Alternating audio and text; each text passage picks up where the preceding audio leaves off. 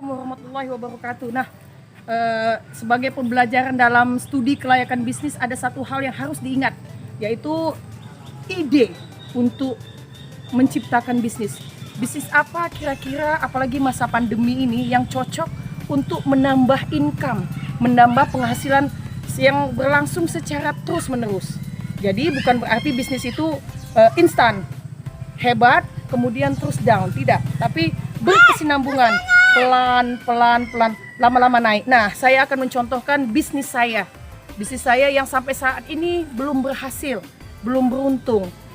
Nah, ini di belakang kebun saya ini saya menanam gaharu. Ada sekitar 100 pokok pohon gaharu. Nah, dari 100 pokok itu 20 yang gagal. Jadi kena jamur, jadi sekarang gaharu saya tinggal 80.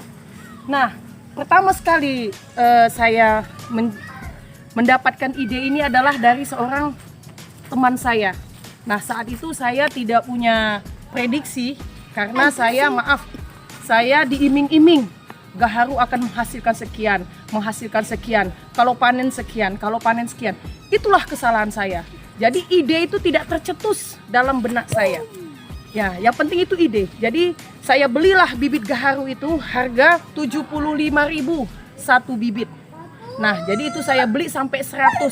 Jadinya 7,5 juta saya beli, dan ini hasilnya. Gaharu ini udah saya tanam selama 6 tahun.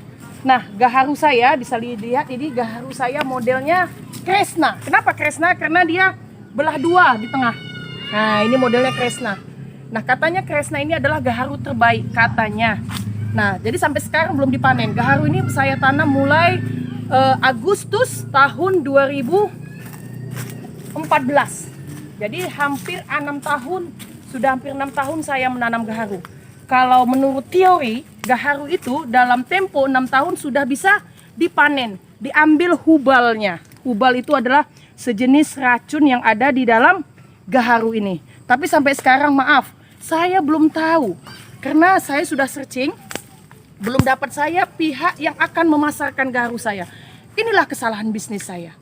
Pertama, saya tidak punya ide yang kuat untuk menanam bisnis ini. Yang kedua, saya tidak tahu pemasarannya kemana. Oke, nah bisa dilihat inilah pohon gaharu saya. Nah, ini dia.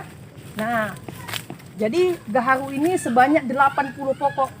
Kalau seandainya gaharu ini saya tebang habis, saya tidak akan mendapatkan apa-apa. Saya hanya mendapatkan upah satu kayu hanya sekitar 100.000. Maaf, dari 7,5 juta saya keluarkan dengan 100.000 itu tidak sebanding. Dan satu lagi, berapa banyak, berapa luas tanah yang terpakai gara-gara gaharu saya, itulah kesalahan saya. Aturannya tanah di sini sangat bagus ditanam kelapa. Gara-gara gaharu ini kelapa saya tidak tumbuh. Ini kelapanya nggak tumbuh gara-gara gaharu. Padahal ini kelapa ini duluan ada dibanding gaharu. Jadi semua kelapa yang di dalam gaharu ini tidak tumbuh sempurna. Nah, saya berdoa mudah-mudahan nanti gaharu ini dapat saya pasarkan dan dapat menghasilkan.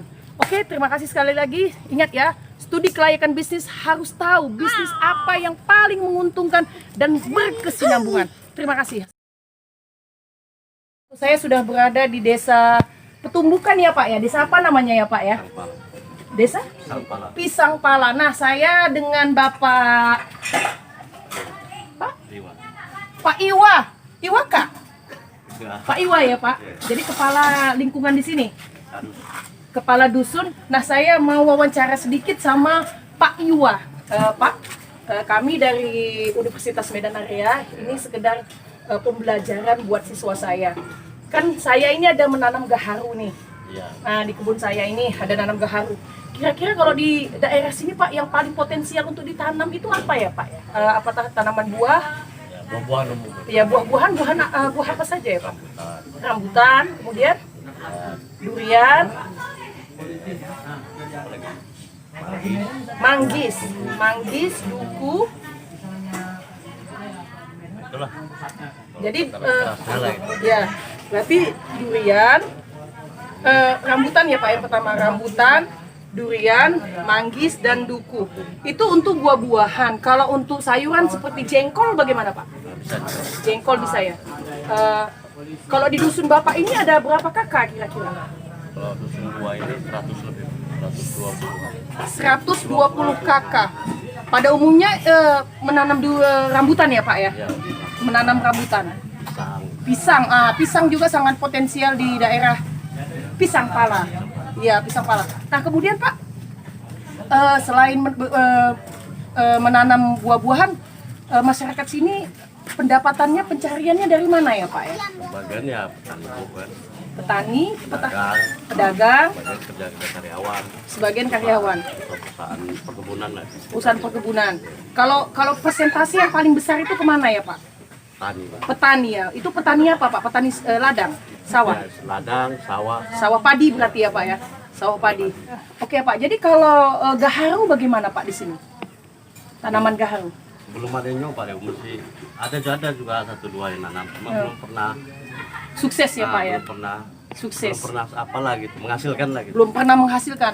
Jadi sejak berapa lama Bapak jadi kepala dusun? Ada 3 tahun lebih. 3 tahun. Jadi terus terang aja di sini baru sekitar saya dan ada 2 kepala keluarga lagi yang menanam gaharu. Ya Pak, Pak Iwa ya. Tapi belum ada yang menghasilkan. Makanya kurang cocok lah di sini ditanam gaharu ya Pak Iwa ya.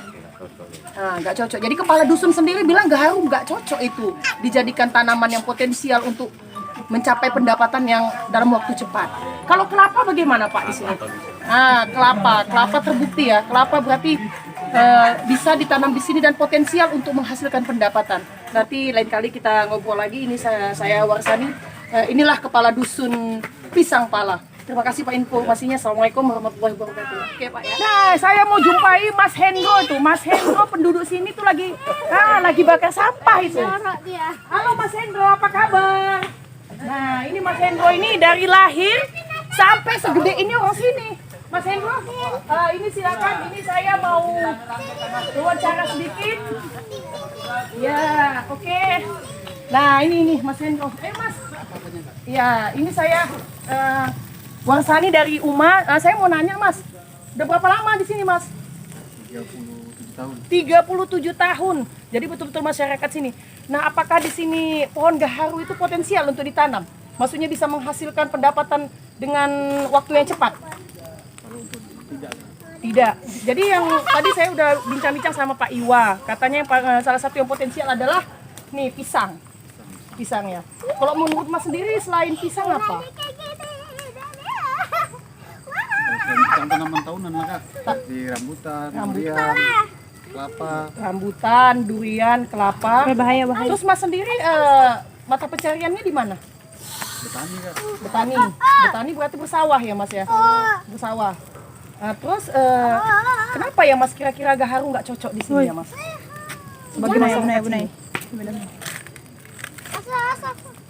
Ini pun pemasarannya orang kampung sini kurang ini Kak, kurang ngerti, kurang Kurang paham. ngerti ya, kurang paham ya. Cara Jadi pengelolaan pohonnya pun kurang paham. iya, jadi tidak familiar lah, istilah tidak biasa ya menanami gaharu ya di kampung ini nggak biasa menanami gaharu. Nah itu dapat kata kuncinya. Jadi orang sini aja nggak paham itu sama gaharu. Oke, Mas Hendro ya. Terima kasih ya Mas ya. Nanti lain kali kita bincang-bincang lagi. Assalamualaikum warahmatullahi wabarakatuh.